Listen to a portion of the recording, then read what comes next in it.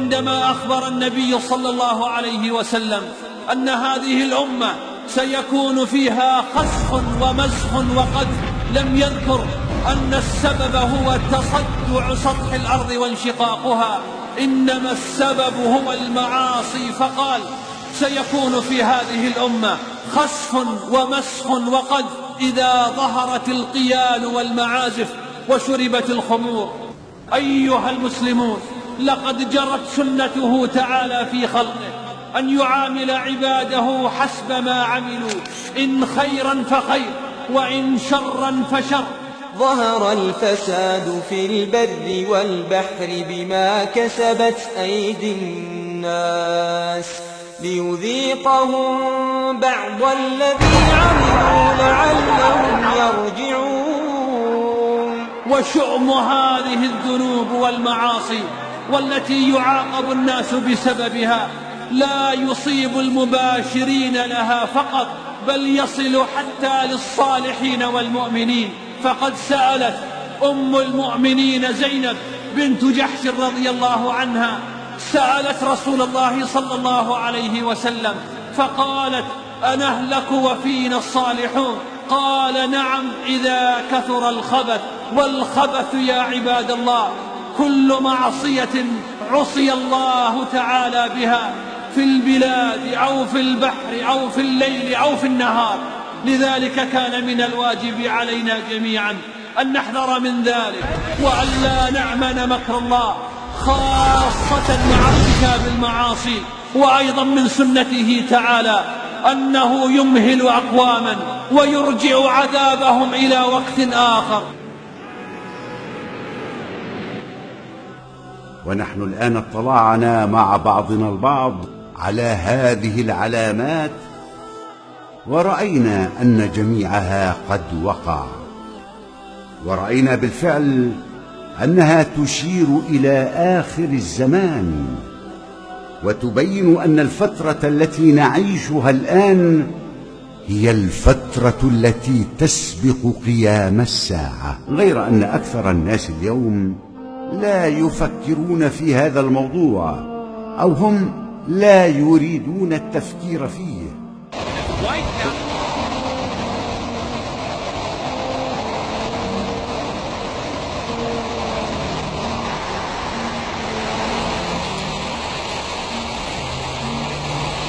وهم لا يتحملون قراءة أخبار الكوارث، ولا يطيقون مشاهدة فيلم عن الموت أو عن الأزمات التي تحل بالإنسان.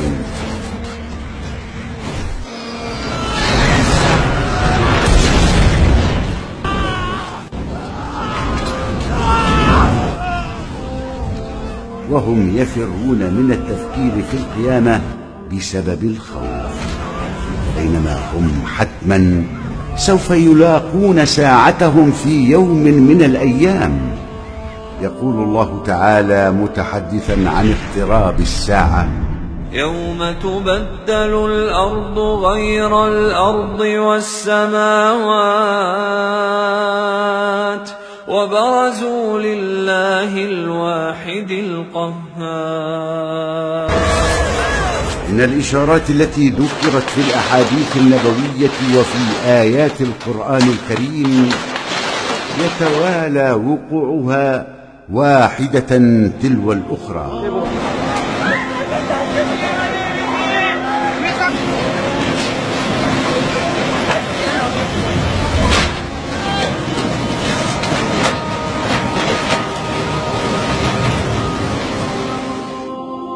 والعالم يعيش تطورات لم يشهدها في أي وقت من أوقات التاريخ، تطورات سريعة نعيشها كل يوم.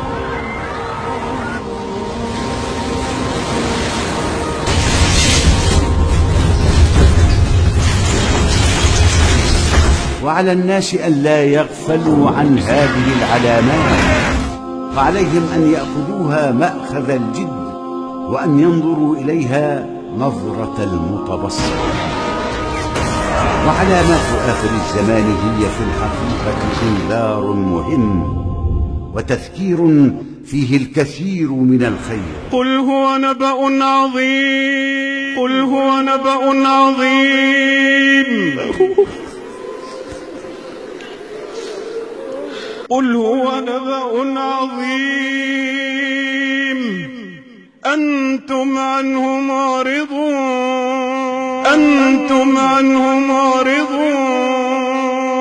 قل هو نبأ عظيم أنتم عنه معرضون. العلامة الكبرى السابعة: الكسوف الثلاثة.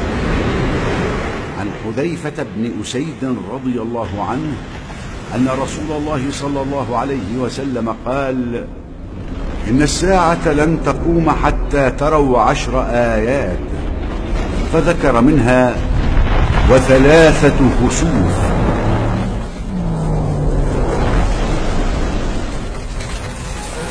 خسف بالمشرق، وخسف بالمغرب،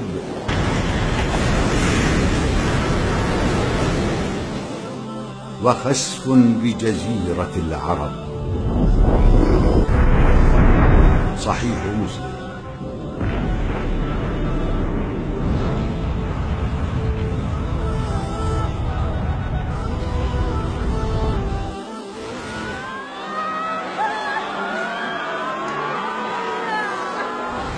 ومثل كل موضوع فإن في هذا المقام أيضا ما نختم فيه، وهو ما جاء في القرآن الكريم: وقل الحمد لله سيريكم آياته فتعرفونها وما ربك بغافل عما تعملون.